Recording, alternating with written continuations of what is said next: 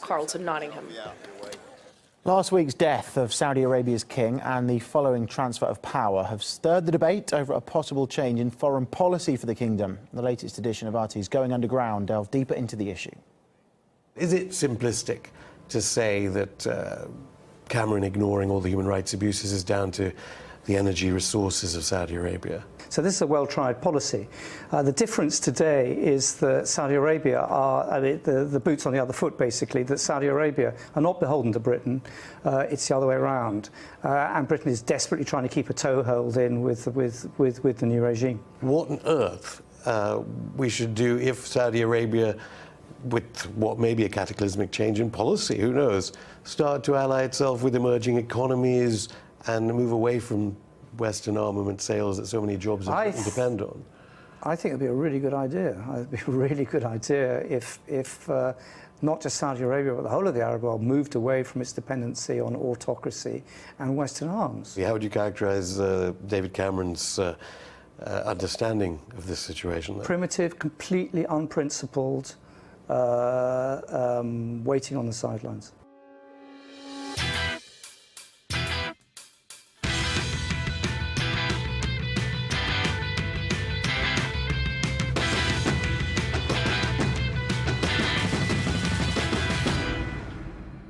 Eight to 10,000 Ukrainian troops are surrounded in what's being described as a bowl in the east of the country. That's according to anti-government forces there.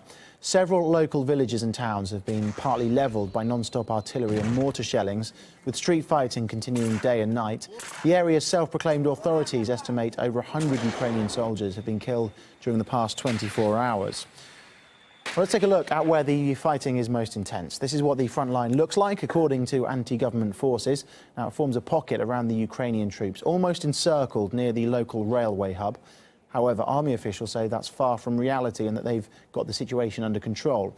With the heavy fighting taking its toll on the Ukrainian army, another military draft is underway, the fourth within less than a year. It's the largest one to date, set to get 100,000 people into the military. This includes everyone up to the age of 60 with a voluntary mobilisation for women. Evading the draft could land you in jail for 5 years and earn the personal condemnation of the president's advisor. He calls them cowardly animals with their tails between their legs and hiding in neighbouring countries like Hungary, Romania, Slovakia or Poland. The comment was posted on his Facebook page but has since been deleted. One destination for those fleeing the draft he did not mention was Russia, the country seen as the enemy by Kiev. Yet across the border, some are getting shelter in refugee camps, as Roman Kosarev reports.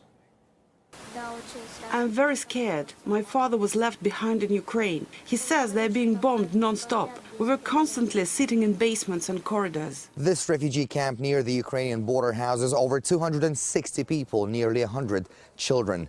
However, since the Ukrainian president announced yet another military mobilization to aid the so-called anti-terrorist operation in the east of the country, this camp started to welcome young men aged between 18 and 27. They say they don't want to be ordered to kill civilians and don't want to serve in the Ukrainian army.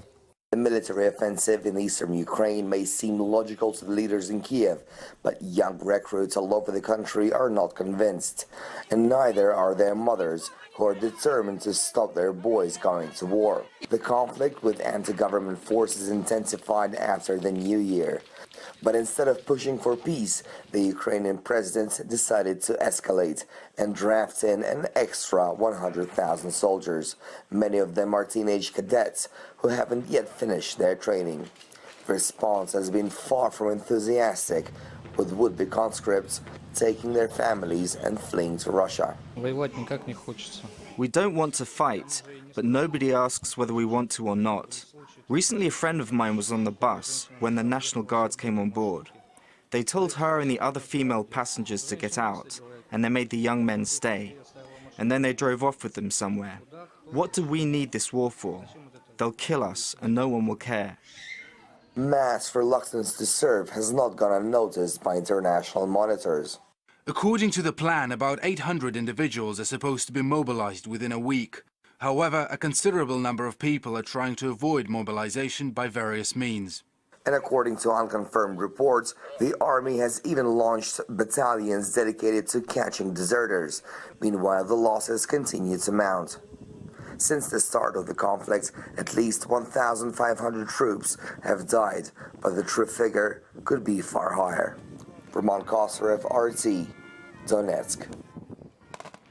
Well, civilians continue to bear the brunt of Ukraine's conflict, like the 5 that were killed while trying to get humanitarian aid on Friday. You can learn more about the conflict's grim toll on our website, rt.com. In other news, an explosion has rocked a Shia mosque in southern Pakistan, leaving at least 56 dead and dozens more injured. It happened after Friday prayers while worshippers were gathered at the mosque. The roof of the building collapsed in the explosion, leaving many trapped under the debris. A local Taliban branch says it's behind the attack. Members of the Shia community in Karachi are calling on the army to step up its operations.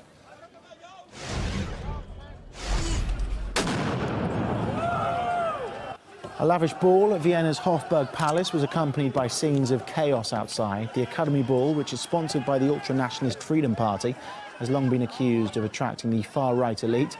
Rioters tried to break through police barricades and hurled firecrackers. At least one police officer was injured and dozens of protesters were arrested. Israel's latest plan to build over 400 new settlement homes in the West Bank has drawn condemnation from the United States and from the EU. A US State Department spokesperson said it would inflame tensions on the ground. The EU called the decision an obstacle to peace.